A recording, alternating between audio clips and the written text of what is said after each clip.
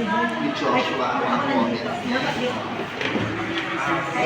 Personal natin kay Sir Vincent. Oo, Sir James. Congratulations, Sir Joshua, for a successful final presentation. And first of all, I would like to commend your motivation. Pangalawa, maganda yung approach mo sa for correcting the mistakes of your student, like sa counting 24. Again, 24, 2, 3, 4, 5, hanggang sa 4. Makorek. And napansin ko yung mga activities is collaborative na maganda siya. And for recommendation, I suggest na let your student manipulate your instructional materials since they're not just a passive listeners, nagiging active participant na mamanipulate what instructional materials. So, overall, congratulations, Sir Joshua. So, ayan, congratulations sa demo. Tapos, ayan. Gusto ko nga yung motivation. Saka yung mga activities mo is engage talaga yung mga students na group work, participate, sinubusap-usap. Dahil din yung immediate na correction to na yung sa, for example, sa pagbibilang, hindi mo hinayaan na basta automatic na ulitin natin, sure ba kayo sa bilang siya. Tapos, ang recommendation ko that is, ayun yung volume ng sound is minsan natatabon yung voice. Tapos, isa pa is yung, yun lang naman. Tapos yung, sa mga, sa IAMS mo, pwede kang mag-down na student to help naman para hindi ka nahihirapan. Yes, yan. Yun nga, don't hesitate na ask for help sa mga students. Anyways, para sa kanila naman yun. And actually, para sa mga bata, privilege sa kanila na tulungan ka. Especially if you are asking for help. Minsan nag-hesitate sila kasi parang pilit nila baka hindi pwede, baka magalit ka. Pero para sa kanila, privilege yun na utusan mo sila. So, don't hesitate na humingi ng tulong kayo. Bawaan nyo ng blue, ikaw ang taga-pigan niya, parang nagdadalo ako. Pero sometimes, diba lagi ko sinasabi sa'yo, much better kung gagamit na lang, naka-roll na kaagad na natin, para kumuha ka na lang ng gift. Mas yun, time consuming din kasi yung blue na, what if kagaya kanina, ako lang blue, basta kapag ko siyang Pero, ano yung experience? Part of the experience yan. At least, natin mo yun, natin yung ganito, na makikita mo na, ay, oo nga, mas maganda pa yung ganito. Experience, mas marami tayong matutunan. And congratulations. Nakakatulog ka naman. So, first, congratulations. Pwede ka na matulog naman. Yung mga items mo, nakita ko naman, pinaghirapan mo. Tapos, kanina, napakataas ng energy level mo.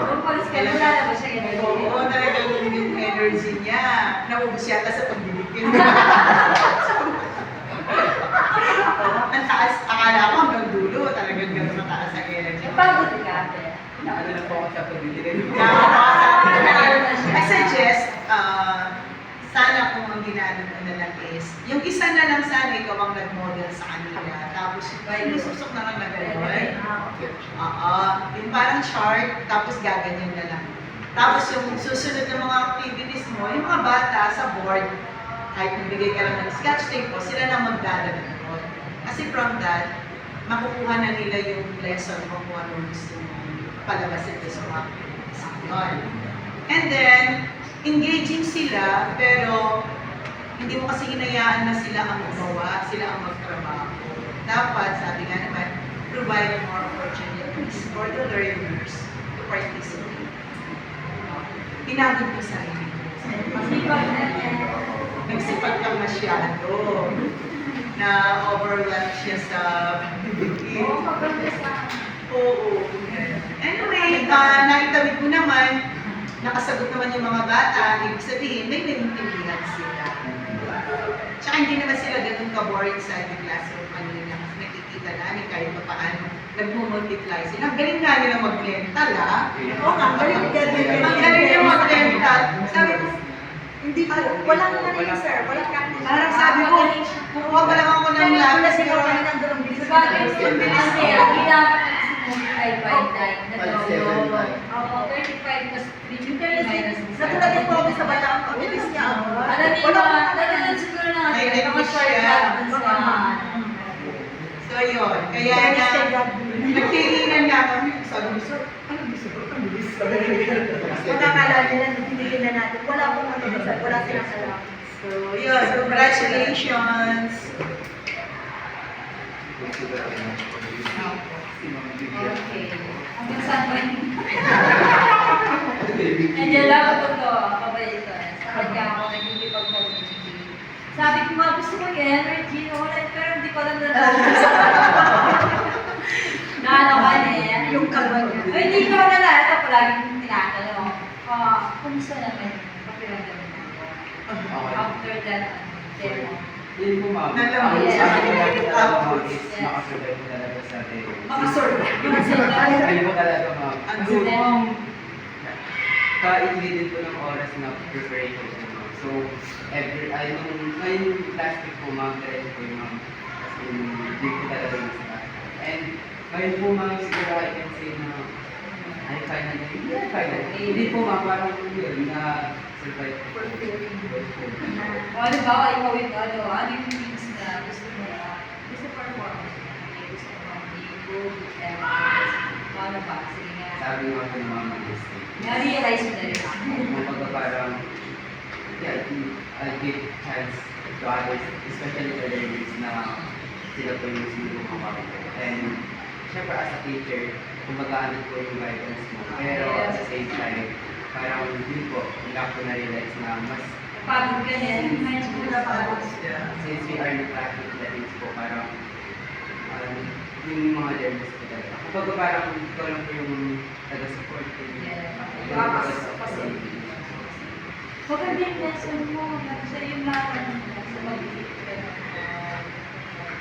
Pero, maganda rin. So, you keep that energy. Yes. Na, conversations na lang. Ano yung desire mo na makatulong sa mga bata? Kung pwede ko tulong mo, hindi dahil mo. Yan. Okay. Yeah, thank you, Ma'am Vivian, for those encouraging words. Kapag in-event pa natin yung schedule niya, So, parang isa pa yun kaya. ano ba, dahil na nalipat. Kaya kung morning siya kanina. Pasensya ka na. Dahil ang lalayo ng mga buildings pa na mahirap maglakad. Ayun, kaya siguro yung schedule next time. Next time po siguro by grade level na po, para isang building na lang po. Yes. Maybe, grade po lang sila. Tapos yung time for postpone, dapat may time na 15 minutes. 10 minutes lang yung lahat. Sige. Next time, yung mga sa Mga susunod. points to improve. Okay. But for your performance, Sir Joshua, your voice was clear. And your energy level is so high. And that's very important. Your passion is very evident. You really wanted your students to learn from you. Yung talagang excitement nasa iyo. And your students are also, your excitement is infectious. That's why your students are Even your also active. Talagang nahawa sila sa iyong kasigasigan, your passion. And then you're trying to speak in English to express yourself.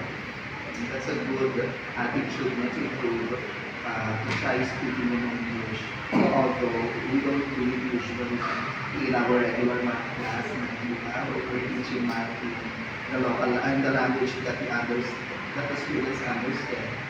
But, siguro to be more comfortable, maybe you may also speak a little yung trans-languaging na sabi nila, it may be allowed. Okay? Total, sa PPST naman yung we can use the language that is understandable to the learners. Okay? So yun, very good naman ang yung implementation, yung action, talagang teacher na teacher ang yun naman ang nakita namin, you have a great potential to become a great teacher someday. So, ipagpatuloy mo nga ito. Now, for some suggestions, yung sa review mo,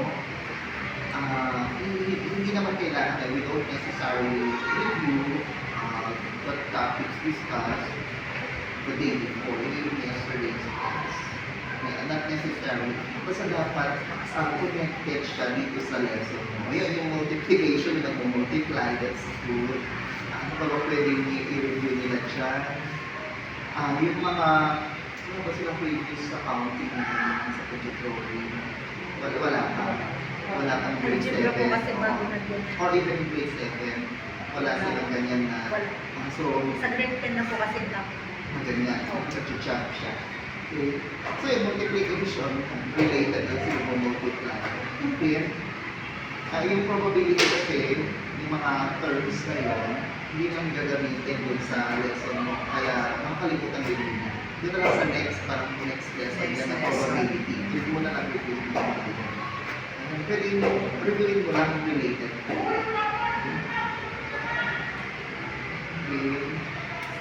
Okay. Yung this one kanina, nalilito kami nila ba? Kung isa lang ba pipiliin na upper Pairing, garment, sure. isang pants, isang pair of pants, tapos isang accessory lang, or Isang piraso. is one Dalawa piece yung lang. accessories na nandun. Oo, nabanggit mo kasi, Two accessories. sabi. Pero isa lang. Isa lang. Dapat isa. Kung isa lang, tama yung times. Oo, ito comes to, Parang wrong choice of word lang. May dalawa Ibig siya. sabihin is, meron kayong dalawang accessories na pag pagpipilian, pero isa lang. Pero dahil yung pagkakabigkas niya, parang sinabi niya, Two dalawang accessories. accessories na pwede nyo isuot. Oo, parang gano'n. Parang ano lang po. So, naman. Opo. Yung pagkakasabi.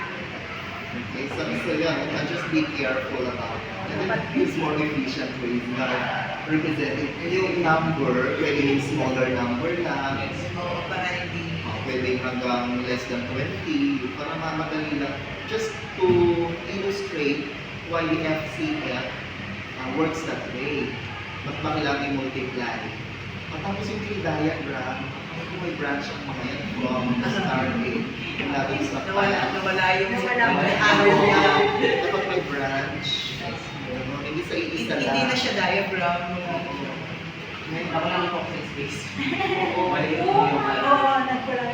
Pinagsisikan mo kasi sa maliit na. Diba, ito trial, so kung small number na, sorry, 2, 3, at saka 5, 2, 3, 15, 2, 3, 6, at saka 5, 2, 3, 4, gano'n.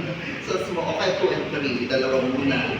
Depende na sa mga estudyante, advanced type ng student. Hindi po, regular class. Kung regular class na, o yun, dalawa lang muna. Yung pantaas at saka pambaba. So, 2 pairs, 2 upper garment at saka 3 and 2. So, dalawa lang. So, 6. So, 3 times 2. Minimultiply yun. So, yung mga malilista din nila no? Yeah, 1, 1, 1. Ganun siya. So, 6 lang. Ililista. So, for listing, diagram, and then FCF. So, ito-connect nila yung mga yun. So, may nakita sila. Tapos, meron pa silang yung abstraction na kasi yung FCF na yan, yung multiply niya. Pero bakit? But the effort niya that you would like to show how FCF is found is through illustration. I like that effort. So, you just do it more efficiently. So, pwedeng konti lang talaga muna. Kaya, tingnan mo ba kung efficient ba yung kapag marami? So, hindi nila ma-realize na it's more efficient now to use other ways like the FCF. Kung palagi lang yung ganyan, diagram or listing, it's time consuming. It's painstaking to do that. So there is an alternative. And mathematics has a way to do it. And ano nga ganyan? So mas-simplify yung medyo complicated na pagmarami using the rule or na FCP. FCP. Sorry, FCP. Yeah. So yun ang ikuan mo na lang, i-modify. So you can still revise your lesson plan para i-improve. Sa mga next class siguro, tutulong ko na ito. Oo, sa mga next class. Oo, may next class pa naman. So you can still improve. Okay? Congratulations sa ito. As well as the parents are here. Very supportive parents. Oo, kakulangan ako si Joshua sir. Panganay, so kauna-unahan. Oo, ilan bang susunod sa'yo? Tatlo pa, okay? So, kauna-unahan. Thank you very much for your support. Sige po, tayo. Perfect.